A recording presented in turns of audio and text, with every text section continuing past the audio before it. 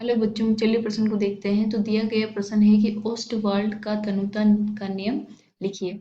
तो हमें क्या बताना है? ओस्टवाल्ड के तनुता का नियम बताना है।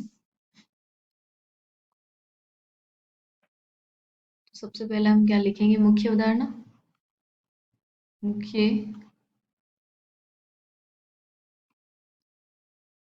अवधारणा। तो वो क्या हो जाएगी? दुर्बल वैद्युत अपघट्यों के लिए चालकता। तो हमें पता होना चाहिए कि जो हमारे दुर्बल वैद्युत अपघट्य है उनकी जो चालकता है वो किस पर निर्भर करती है, और खासकर जो हमारे दुर्बल विद्युत अपघट्य है तो अब वो क्या होंगे? पूर्ण रूप से तो वियोजित होंगे नहीं।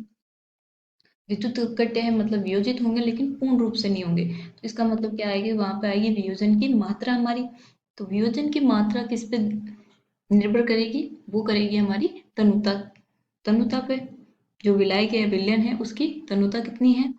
तो ये हमारा जो ओस्टवाल्ड है, इन्होंने इसी के आधार पे एक नियम दिया था। चलिए हम वो नियम देखते हैं कि कौन सा नियम था। ओस्टवाल्ड का तनुता नियम। तो वो क्या होगा? इस नियमानुसार स्थिर ताप पर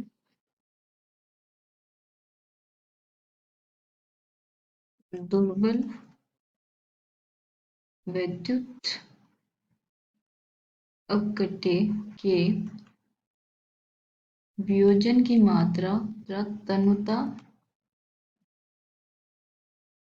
के वर्गमूल के समानुपाती होती है। तो वियोजन की मात्रा क्या होती है हमारी? अल्फा। वो किसके समानुपाती होगी? बी के।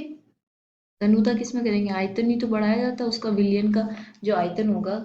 या तो उसमें जल विलायक, अगर हमारा जल है तो उसमें जल मिला के उसको क्या कर देते हैं? तनु कर दे देंगे। तो वही हमारा क्या है?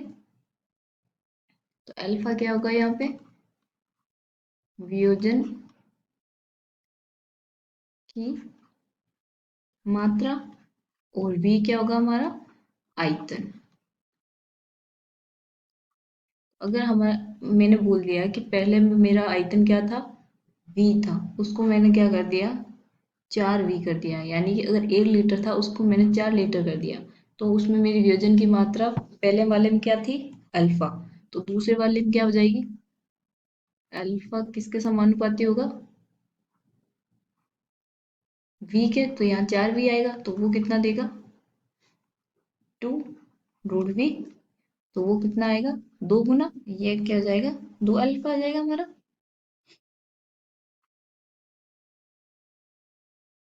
तो यही हमारा क्या है? ओस्टवाल्ड का तनुता नियम, कि अगर हम किसी भी विलयन का आयतन बढ़ाते हैं तो उसका वियोजन की मात्रा क्या करेगी? बढ़ेगी। यानी कि v यानी आयतन बढ़ाते हैं तो जो हमारा अल्फा है वियोजन की मात्रा वो क्या करेगी? बढ़ेगी। और इसका हमने संबंध भी यहाँ बता दिया है कि ये वाला संबंध होता है। आशा करती हूँ आपको समझ में आया होगा। धन्यवाद।